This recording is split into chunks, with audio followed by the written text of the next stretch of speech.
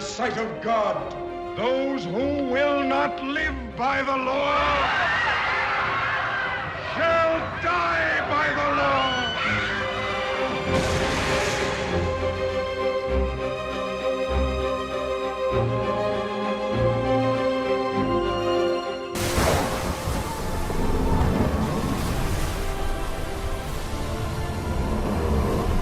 Our Creator decided to cleanse the earth. A boat to save our family and all the animals. Every other living creature would die. If you are God's son, order this stone to turn into bread. It is written, "The man shall not live by bread alone, but by every word of God." I will give you all this power and all this wealth. It has all been handed over to me, and I can give it to anyone I choose. All this will be yours then, if you worship me. It is written, "You shall worship the Lord your God, and him only shall you serve."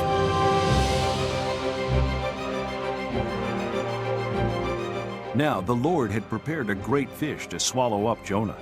And Jonah was in the belly of the fish 3 days and 3 nights. And Jonah began to enter into the city, a day's journey. And he cried and said, "Yet 40 days, and Nineveh shall be overthrown." So the people of Nineveh believed God, and proclaimed a fast, and put on sackcloth, from the greatest of them even to the least of them.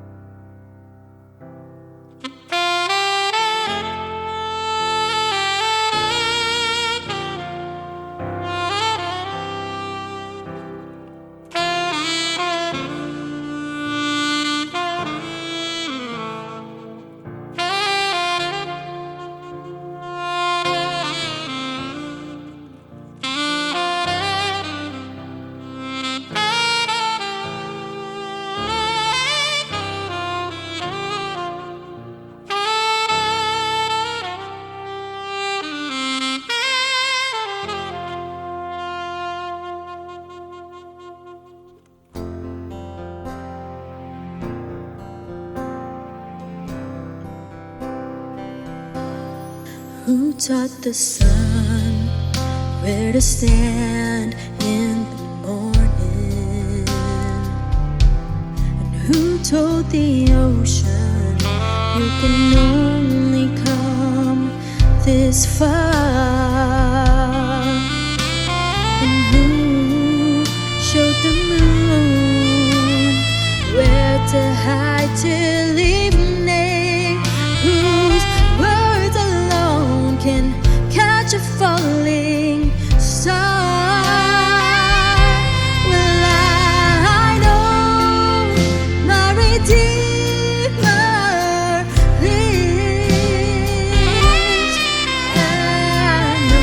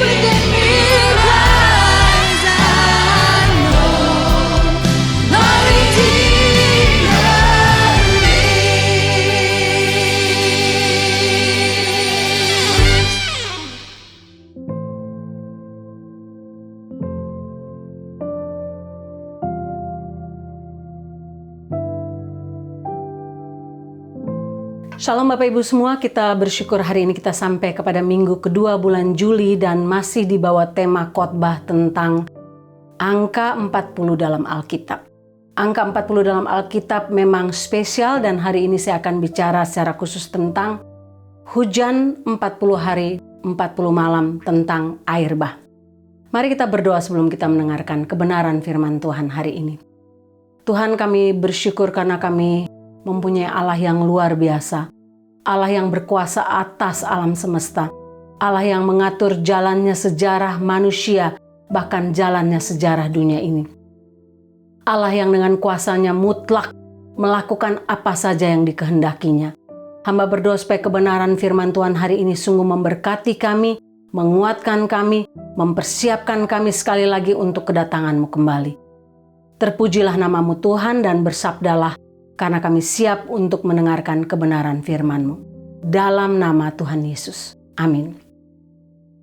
Saya akan bacakan Kejadian 7 ayat 12, demikian bunyi firman Tuhan.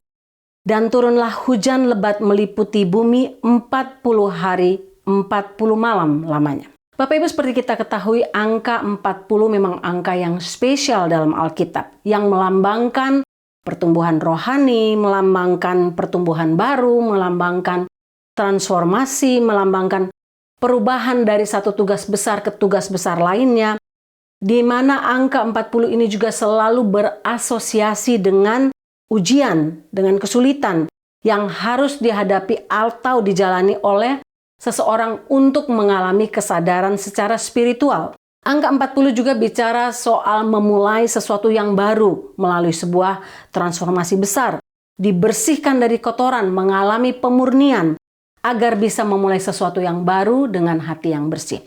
Nah, dalam bagian ini 40 hari 40 malam hujan, ini merupakan lambang pembersihan yang dilakukan oleh Tuhan terhadap dunia ini. Transformasi besar-besaran Tuhan lakukan terhadap dunia yang sudah penuh dengan kejahatan. Kalau Bapak Ibu baca Kejadian pasal 6, Kejadian pasal 6 ini saya pernah bahas, ini bagian yang sangat dalam. Bagaimana manusia jatuh ke dalam dosa dengan kejahatan yang sangat menyakitkan hati Tuhan. Dan dalam Kejadian pasal 6 ayat 9 dikatakan hanya seorang yang didapati benar. Itulah Nuh. Dikatakan inilah riwayat Nuh. Nuh adalah seorang yang benar dan yang tidak bercela di antara orang-orang sezamannya. Dan Nuh itu hidup bergaul dengan Allah. Bapak Ibu, Tuhan merencanakan untuk menghancurkan seisi dunia ini. Semua hal dalam dunia ini dihancurkan oleh Tuhan oleh karena kejahatan besar, oleh karena dosa. Harus ditransformasi, harus dimurnikan. Sehingga dalam bagian ini kita melihat Tuhan hanya menyisakan 8 orang manusia. Jika benar perhitungan para ahli, jumlah manusia pada waktu itu sekitar 7-8 billion. Hampir sama dengan jumlah manusia pada masa sekarang di mana kita hidup. Nah, jumlah yang besar itu dihancurkan, dihabiskan oleh Tuhan hanya menyisakan 8 orang, itulah Nuh dan keluarganya. Dan para binatang yang Tuhan pilih untuk diselamatkan. Bapak Ibu, masalahnya Kejadian pasal 7 ini yang bicara soal air bah sama dengan penciptaan. Ketika Tuhan menciptakan manusia, alam semesta dalam waktu 6 hari, manusia berusaha untuk memutarbalikkannya. Setan dengan antek-anteknya berusaha membuat seolah-olah penciptaan itu tidak ada. Yang terjadi adalah proses evolusi dan itu dipercayai oleh banyak orang dalam dunia ini. Hal yang sama mereka buat terhadap air bah, Bapak Ibu. Air bah itu tidak ada, itu cuma mitos. Itu cuma rekayasa manusia untuk menunjukkan bahwa ada air bah yang terjadi oleh karena hujan 40 hari 40 malam secara universal. Mereka katakan kalau memang itu pun terjadi, itu hanya bersifat lokal. Bapak Ibu, sehingga hal ini disampaikan oleh antek-antek iblis di bawah pengarahan iblis dengan cerita-cerita palsu. Nah Bapak Ibu, mari kita lihat beberapa bukti. Ada begitu banyak bukti, tapi saya ingin kita melihat banyak bukti dari Alkitab tentang kejadian 40 hari 40 malam hujan dan air bah ini adalah sesuatu yang real, sesuatu yang merupakan fakta, sesuatu yang benar-benar telah terjadi secara universal, secara global dalam dunia ini. Bukti yang pertama, saya tidak akan mendekati bagian banjir ini atau air bah ini dari sudut pandang ilmiah dan fenomenologis. Walaupun secara ilmiah banyak kali dibuktikan bahwa memang air bah besar itu benar terjadi. Nah, teks Kejadian ini bukan tentang geologi, tentang meteorologi, tentang paleontologi, bukan Bapak Ibu. Walaupun ilmu pengetahuan modern sekali lagi berkali-kali membuktikan bahwa kejadian 40 hari hujan, kejadian air bah, kejadian Bahtera-Nuh benar-benar telah terjadi. Nah, dan itu mempengaruhi geologis dan geografis dunia ini.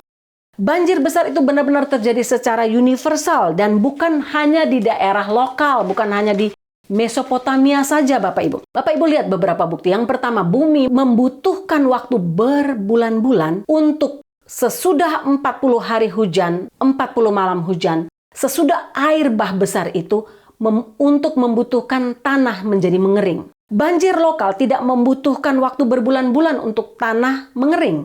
Saya tanya Pak Riki karena rumahnya sering banjir dulu di Ujung Pandang. Berapa lama waktu dibutuhkan kalau rumah kamu kebanjiran untuk mengering? Dia bilang bisa, ya lama, bisa 1-2 minggu. Tapi tidak sampai berbulan-bulan Bapak Ibu, karena ini memang terjadi secara universal. Nah, dalam Kejadian pasal 8 ayat 21-22, Kejadian 9 ayat 15-16, Tuhan pun berjanji bahwa Ia tidak akan membinasakan bumi lagi dengan banjir. Karena ini memang terjadi secara universal. Dan Tuhan memberi bukti bahwa banjir itu memang terjadi secara universal, bukan hanya banjir lokal. Kejadian 9 ayat 19 dan 10 ayat 32 menyatakan bahwa sesudah itu bumi kembali dihuni oleh anak-anak Nuh, 3 orang anak Nuh, yang akhirnya menyebar ke seluruh dunia. Sehingga banjir ini bersifat historis dan bersifat universal. Yang berikut. Tuhan telah memperingatkan banjir itu 100-120 tahun sebelum banjir itu terjadi. Bayangkan, itu yang dikatakan Nuh ulang kali. Sesudah dia diperintahkan Tuhan untuk membangun Bahtera, ada sekitar 100-120 tahun masa pembangunan. Dan selama itu, Nuh terus memperingatkan tentang hujan yang akan datang, tentang air bah yang akan datang, walaupun orang tidak percaya. Nah, itulah sebabnya dalam 2 Petrus 2 ayat 5, menyebut Nuh sebagai pemberita kebenaran walaupun dia tidak didengarkan.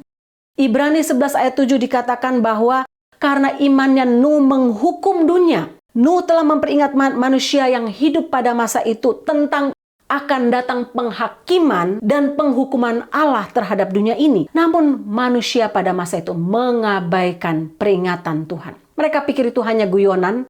Mereka pikir itu hanya olok-olok saja dan mereka menjadikan Nuh sebagai bahan olok-olok mereka. Berikutnya, dalam Mazmur 104 terdapat gambaran tentang apa yang terjadi dengan air bah. Tuhan menutupi gunung-gunung. Kalau Bapak Ibu baca Mazmur 104, gunung-gunung terdorong ke atas, lembah-lembah terdorong ke bawah, lautan dikumpulkan ke dalam jurang yang besar, lembah yang besar, dan Tuhan tidak akan pernah lagi melakukan hal yang sama terhadap bumi. Bapak Ibu yang pernah ke Grand Canyon bisa melihat bagaimana Grand Canyon itu tidak terjadi begitu saja Bapak Ibu. Grand Canyon terjadi perubahan geografis, geologis terjadi oleh karena banjir besar terjadi pada ribuan tahun yang lalu. Efeknya masih ada sampai masa kini. Kekuatan air membentuk lembah, membentuk canyon, membentuk ngarai yang bentuknya sangat unik. Yang berikut Bapak Ibu, ada lebih dari 270 negara, 270 ras, 270 suku berbeda yang memiliki cerita yang sama atau mirip tentang banjir besar yang melanda dunia pada masa lalu. Orang Babilonia, mereka punya kisah tentang banjir besar yang disebut Epik Gilgamesh. Suku Samo Kubo di New Guinea, suku Indian Athabaskan di pantai barat Amerika, suku Indian Papago di Arizona, suku Indian Algonquin di Amerika Serikat bagian timur laut, suku-suku di Brasil, beberapa di antaranya penduduk asli Kuba, orang-orang Meksiko, penduduk asli Alaska, keluarga Hottentot, penduduk Greenland, penduduk asli Hawaii.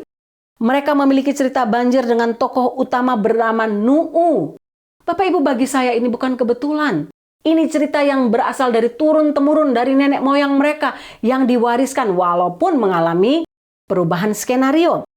Tradisi Wales, Lithuania, dan banjir ada dalam sejarah India, Tiongkok, Mesir. Ini lebih dari 270 kelompok manusia yang berbeda yang memiliki cerita yang sama, Bapak Ibu. Jelas sekali bahwa cerita-cerita ini mulai menyimpang dari kebenaran yang asli dalam Alkitab sesuai dengan keunikan budaya dan agama palsu mereka. Namun, mari kita lihat dari statistik. Beberapa statistik membantu kita untuk melihat hal tersebut dengan pemahaman yang kesamaannya sangat menarik. Bapak Ibu lihat, 88% narasi banjir dari sekitar 270 narasi banjir di antaranya menyebutkan di tengah banjir ada satu keluarga yang spesial, yang dikasihi, yang mendapatkan perlakuan khusus dari dewa atau dari Tuhan.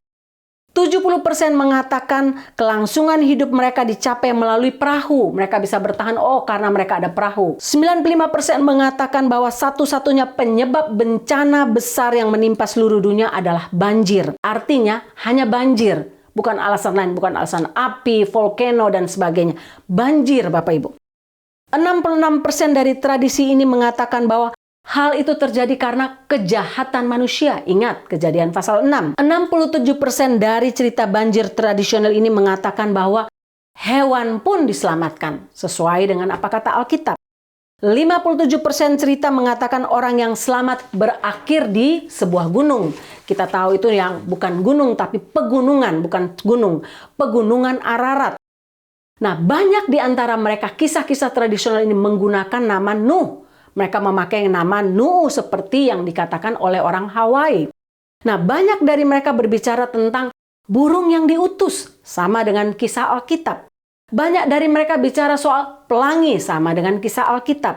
Banyak dari mereka bicara tentang 8 orang yang spesial yang diselamatkan dari jumlah manusia yang sekitar 7-8 billion pada waktu itu. Bapak Ibu, jadi kalau kita lihat kisah-kisah seluruh dunia ini membuktikan, walaupun beragam, tapi membuktikan bahwa kisah Bahtera Nuh, kisah air bah, kisah 40 hari 40 malam hujan, bukanlah kisah mistik. Bukanlah kisah yang unreal, ini kisah yang nyata.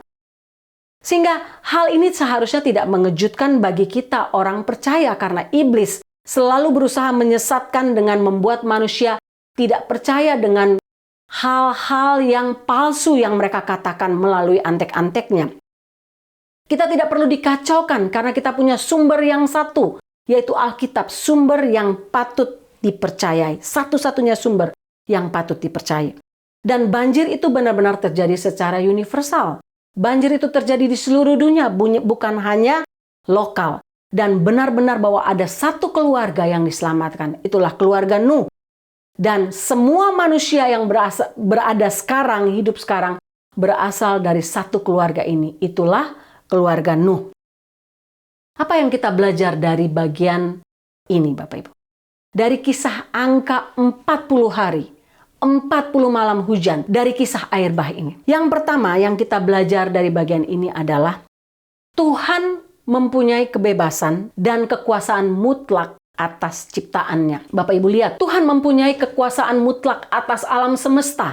Dia menciptakan alam semesta bumi dan seisinya ini selama 6 hari. Dia punya kuasa untuk menghabiskan dan menghancurkannya dalam waktu 40 hari. Dia punya kuasa mutlak atas alam, bahkan atas manusia, atas sejarah dunia ini, atas sejarah hidup kita manusia, secara global maupun secara pribadi. Dia punya kebebasan dan kekuasaan mutlak atas semua ciptaannya. Dia dapat menghancurkannya dalam sekejap. Tuhan bisa menghancurkan dalam sejam, dalam sedetik, dalam sehari. Tapi kenapa butuh 40 hari 40 malam? Karena 40 hari 40 malam membuktikan transformasi yang harus Tuhan buat. Sesuatu pemurnian yang harus Tuhan adakan untuk menghabiskan dunia yang penuh dengan kejahatan. Tidak ada yang mustahil bagi kuasanya. Dia menciptakan dari yang tidak ada menjadi ada. Dia mempunyai kebebasan mutlak, kekuasaan mutlak untuk menghancurkan ciptaannya. Keputusan Tuhan tidak ditentukan oleh manusia siapapun. Tidak dipengaruhi oleh manusia siapapun, sehebat apapun manusia itu. Karena toh kita hanya bagian dari ciptaannya. Dia bukan Allah yang impoten. Ketika Dia berfirman, itu terjadi. Apa saja yang difirmankannya terjadi secara detail, sesuai dengan kuasanya. Tidak seorang pun dapat menahannya. Tidak seorang pun dapat membatalkan firman-Nya. Tidak seorang pun dapat melawan kebenaran firman-Nya yang diucapkan dari mulut Tuhan. Bapak Ibu, selama beberapa tahun terakhir ini saya belajar tentang kedatangan Tuhan Yesus kembali. Saya belajar mendalami tentang eskatologi, tentang akhir zaman. Dan saya makin terkagum-kagum dan terpesona melihat betapa hebatnya Tuhan kita. Dia mempunyai kekuasaan besar, kemutlakan besar atas ciptaannya, bahkan terhadap dunia ini, Bapak Ibu. Bayangkan apa yang dinubuatkan tentang kedatangannya yang pertama terjadi 100%. Apa yang dinubuatkan tentang segala hal dalam dunia ini terjadi 100%. Termasuk apa yang akan terjadi pada masa akhir zaman. Pada masa sebelum kedatangannya kembali. Semua tanda itu tidak hanya ditulis, tidak hanya difirmankannya, tapi itu akan terjadi 100% dan sudah sedang terjadi dan akan digenapi 100%. Bapak Ibu lihat apa yang ditulis dalam Matius 24, apa yang ditulis dalam kitab Daniel tentang akhir zaman, apa yang ditulis oleh Yehezkiel, yang ditulis oleh para nabi tentang apa yang akan terjadi pada akhir zaman. Apa yang ditulis oleh kitab Wahyu tentang apa yang akan terjadi di akhir zaman. Semuanya akan digenapi satu demi satu. Mulai dari penyesatan yang akan makin banyak muncul di mana-mana. Dalam segala hal, mulai dari dunia kesehatan, saya percaya dunia kesehatan akan dipakai secara luar biasa untuk penyesatan farmakia yang sudah ditulis oleh Alkitab. Apalagi dalam dunia teologis, deru perang dan kabar tentang perang, kita belum pernah melihat hal ini terjadi secara bersamaan. Bapak Ibu, prediksi Wahyu 9 tentang 200 million man army yang mempersiapkan untuk penyerangan terhadap Israel. Benar-benar sekarang Bapak Ibu lihat. Waktu ribuan tahun Wahyu 9 ini ditulis, orang tidak pernah membayangkan dari mana 200 million army. Laki-laki yang akan berperang melawan Israel. Kita tidak pernah bayangkan. Tapi Bapak Ibu lihat apa yang terjadi dengan Cina sekarang. Mereka punya lebih dari 200 million army yang luar biasa yang sudah dipersiapkan. Gempa bumi, Bapak Ibu, secara tajam Bapak Ibu bisa melihat lonjakan tajam gempa bumi terjadi. Tiap hari ada ribuan gempa bumi terjadi di mana-mana di seluruh dunia. Munculnya nabi palsu, Mesias palsu, Bapak Ibu sudah melihat. Banyak orang muncul katakan, oh saya Tuhan, oh saya Mesias, oh saya Raja yang akan datang. Mengeringnya sungai Efrat sesuai dengan nubuatan. Penganiayaan terhadap orang percaya makin banyak, termasuk di Amerika, Bapak Ibu. Kalau California, bill yang akan dibuat oleh gubernur California ini lolos, maka orang Kristen tidak akan bisa mempunyai kitab perjanjian baru lagi. Bapak Ibu, kejatuhan moral yang luar biasa dengan gerakan LGBT, transgender, dan sebagainya. Makin meluasnya pekabaran Injil dan pertobatan besar-besaran di mana-mana. Bapak Ibu, bulan Mei lalu ada 10.000 orang bertobat dibaptis dalam satu hari di Huntington Beach. Kejatuhan moral yang semakin banyak, tapi pada saat yang bersamaan, kebangunan rohani besar-besaran, pekabaran Injil di seluruh dunia. Penyakit sampar pada binatang yang datang menyebar dan menghabiskan manusia. Bukan ribuan, jutaan manusia. Binatang-binatang bugs yang tiba-tiba muncul di mana-mana dan membuat kekacauan, membuat panen gagal dan sebagainya. Persiapan perang Gog dan Magog, Bapak Ibu bisa lihat itu. Tiap hari ada semua persiapan itu, penggenapan Yehezkiel 38 dan 39. Tanda di langit yang aneh. Weather yang tidak menentu, Bapak Ibu. Bencana alam yang terjadi di mana-mana pada saat yang bersamaan. Pada waktu saya menyampaikan kebenaran firman Tuhan ini, Bapak Ibu bisa melihat ada bencana alam yang tragis yang terjadi di mana-mana yang menghabiskan manusia. Tidak dalam jumlah ribuan, tapi jutaan manusia. Bapak Ibu lihat tanah longsor di Papua Nugini kemarin, 2.000 orang sekaligus habis, belum banjir, belum tornado, belum kebakaran, belum volcano, dan berbagai hal lain Bapak Ibu. Semua mata harus melihat kepada Israel menjelang akhir zaman. Termasuk sahabat-sahabat Israel kemudian memalingkan muka, membiarkan Israel berperang seorang diri. Dan itu terjadi sesuai dengan nubuatan Alkitab. Bapak Ibu, masih banyak lagi saya tidak bisa sebutkan satu persatu. Tapi Bapak Ibu lihat, bahwa Tuhan ketika Dia berfirman, Dia melakukannya. Dia punya hak mutlak untuk menciptakan tapi juga menghancurkan dunia ini. Dia punya kebesaran kuasa yang tidak tertandingi. Zaman dulu orang bilang, oh Sarah nggak mungkin itu kalau namanya chips itu, 666 itu hanya berupa simbol Sarah. Itu tidak mungkin terjadi secara nyata. Bagaimana bisa diput dalam brain manusia? Bagaimana bisa ditaruh di tangan kanan manusia? Bapak Ibu lihat apa yang terjadi dengan perusahaan Elon Musk. Sudah terjadi. Banyak orang Amerika mau memakainya sekarang karena apa? Simple. Tapi ini tanda akhir zaman bahwa simbol 666 tidak hanya akan dalam bentuk simbol, Bapak Ibu. Ini akan terjadi secara nyata di mana orang tidak dapat menjual, tidak dapat membeli kalau kamu tidak menjual nama Tuhan. Kamu tidak menjual imanmu kepada setan. Bapak Ibu, ketika Tuhan berfirman, Dia memiliki kebebasan dan kuasa mutlak untuk melakukan firman-Nya secara tepat. Dan semua itu telah terjadi. Firman yang dikatakan ribuan tahun lalu terjadi satu demi satu di depan mata kita secara detail, Bapak Ibu. Sama seperti dengan apa yang terjadi ketika Tuhan katakan 40 hari 40 malam akan ada hujan. Dan benar-benar itu terjadi. Karena itu jangan marah, jangan komplain kepada Tuhan. Karena Dia yang mengatur semuanya, Dia yang punya kuasa.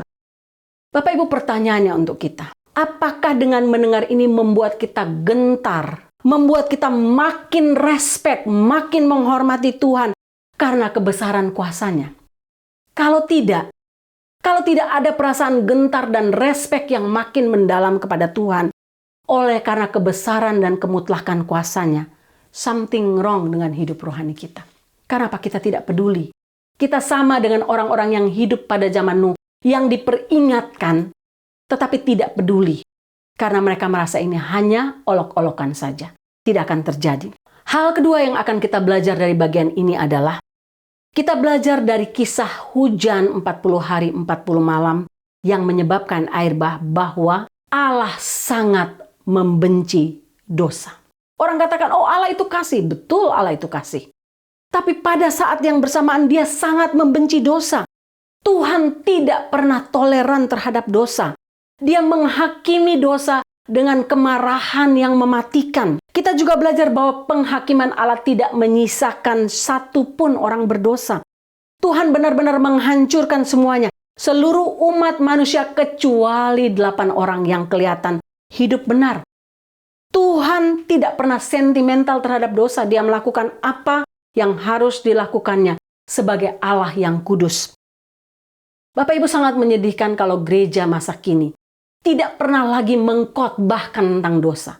Gereja masa kini tidak mengkhotbahkan tentang neraka, tentang penghukuman kekal yang akan terjadi kalau kamu terus hidup dalam dosa. Gereja tidak mau melakukannya karena apa?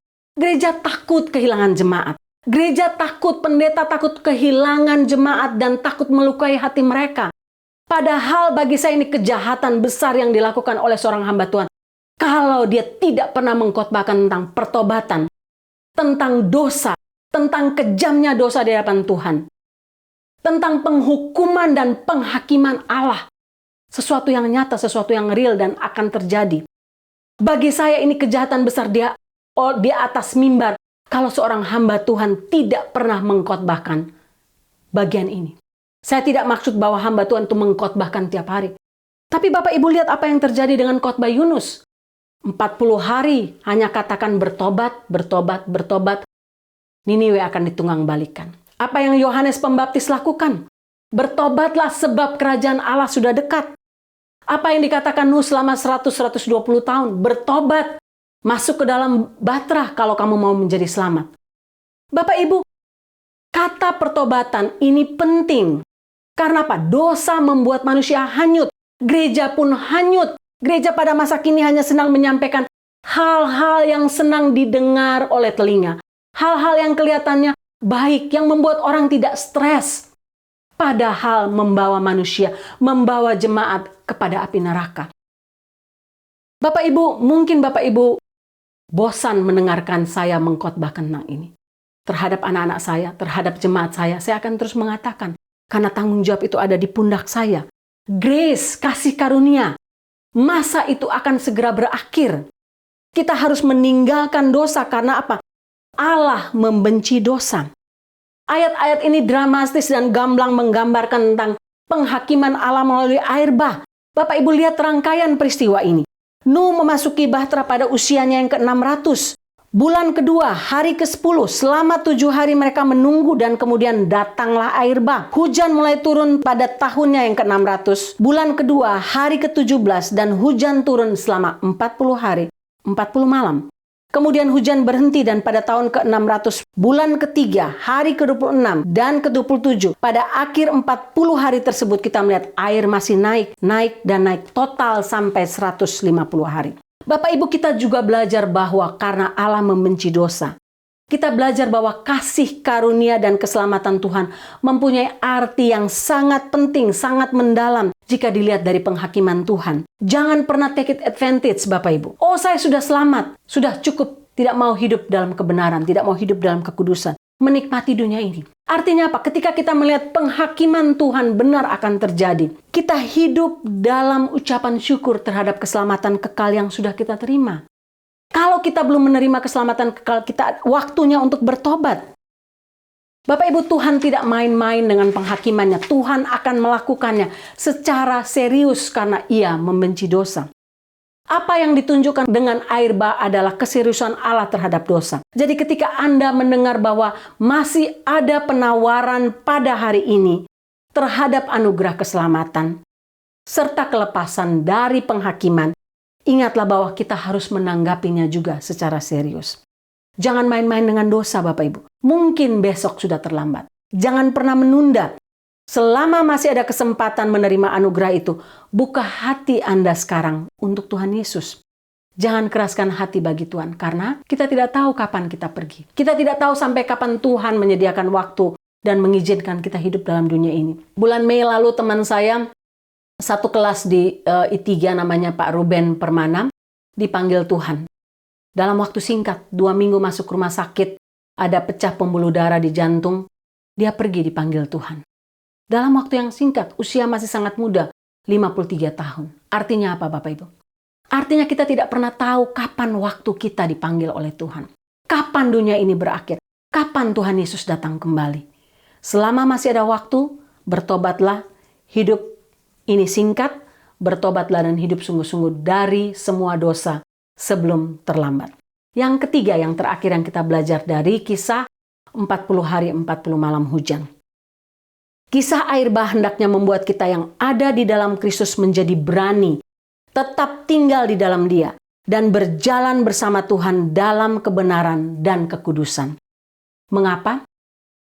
Karena apa yang terjadi dengan dunia kuno, apa yang terjadi dengan hukuman air bah, apa yang terjadi dengan 40 hari hujan, 40 hari 40 malam hujan, akan terjadi lagi di akhir zaman. Kecuali berbeda karena penghukuman Tuhan tidak akan datang dalam bentuk air bah. Penghukuman Tuhan akan datang dengan api.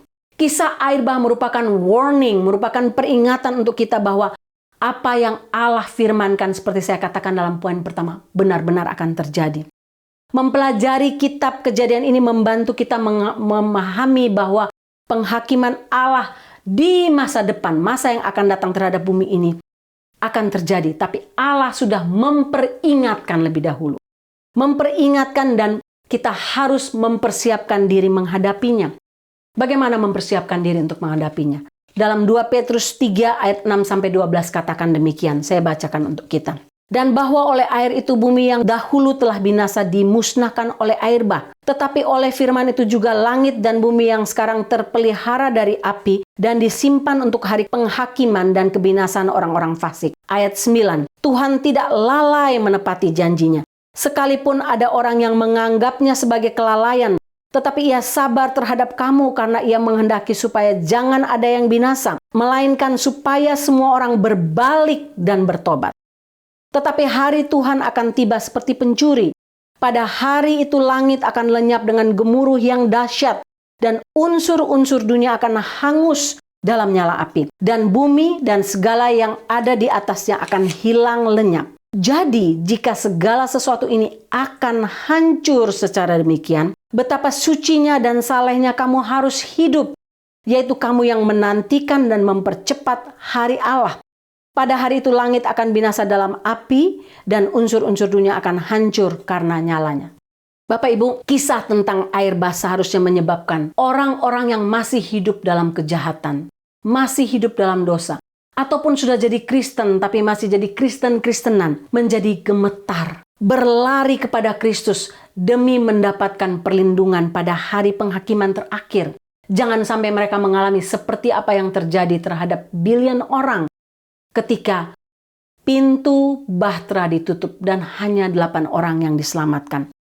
Sepertinya dengan air bah yang terjadi ini, peristiwa ini terjadi secara nyata, memiliki cakupan universal. Hal yang sama akan terjadi pada akhir zaman. Kita tidak tahu kapan harinya. Mungkin hari ini, mungkin bulan depan, mungkin tahun depan, mungkin 10 tahun lagi. Tidak ada yang tahu. Tapi ingat, Tuhan telah memberikan peringatannya. Itu akan terjadi secara tiba-tiba, tapi bukan tanpa peringatan dari Tuhan. Tiap hari akan ada peringatan untuk kita. Kita memilih untuk meninggalkan jalan kefasikan. Kalau kita yang sudah hidup dalam kebenaran, kita memilih untuk hidup dalam kekudusan. Seperti yang dikatakan dalam 2 Petrus 3 ayat 11 tadi. Jadi jika segala sesuatu ini akan hancur secara demikian, betapa suci dan salehnya kamu harus hidup. Tiap hari kita harus hidup suci dan saleh seolah-olah hari ini adalah hari terakhir kita hidup dalam dunia ini. Itulah undangan untuk kita hari ini. Masuklah ke dalam bahtera. Masuklah ke dalam bahtera. Undangan ini akan datang tiap-tiap hari sampai hari di mana kita dipanggil Tuhan. Sampai hari di mana Tuhan Yesus datang kembali. Tapi jangan pernah menundanya Bapak Ibu. Alkitab melanjutkan dengan Wahyu 22 ayat 20 yang mengatakan, Dia yang memberi kesaksian tentang hal-hal ini berkata, sesungguhnya aku datang segera.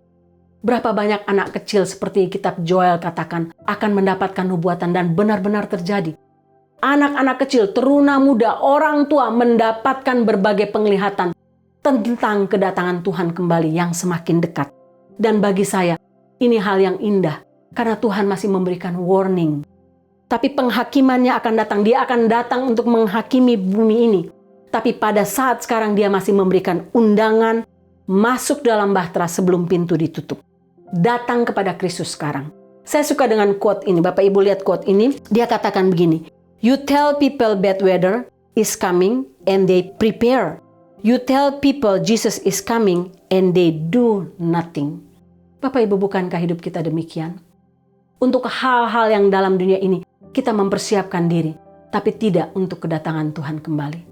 Jangan sampai bukan 40 hari 40 malam hujan, tapi ketika api itu datang membakar hangus, kita masih dalam keadaan belum siap. Datang kepada Kristus sekarang sebelum terlambat. Kalau Bapak Ibu sudah hidup dalam Tuhan, sudah hidup dalam kebenaran, sudah hidup dalam born again, hiduplah dalam kekudusan seperti hari ini adalah hari terakhir kita. Mari kita berdoa. Tuhan, ampuni kami kalau seringkali kami hidup dalam keacuhan rohani. Kami berpikir bahwa apa yang Tuhan katakan tidak akan benar-benar terjadi. Kami mungkin meragukan kebesaran kuasa Tuhan. Apa yang Engkau firmankan akan benar-benar terjadi. Ampuni kami. Jika kami sudah hidup baru Tuhan, Engkau mendapati kami sudah pernah menerima Engkau sebagai Tuhan dan Juru Selamat. Tolong kami untuk tetap berada di track.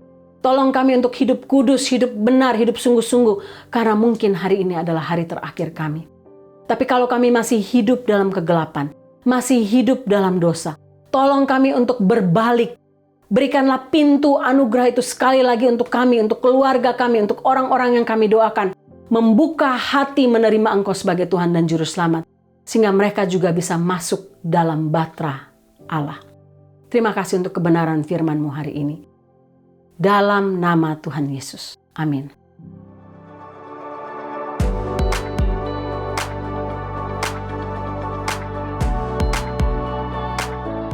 Bapak Ibu, saya sangat diberkati oleh kebenaran firman Tuhan hari ini. Dan ini juga menjadi sesuatu yang membuat warning untuk saya untuk makin serius dengan Tuhan.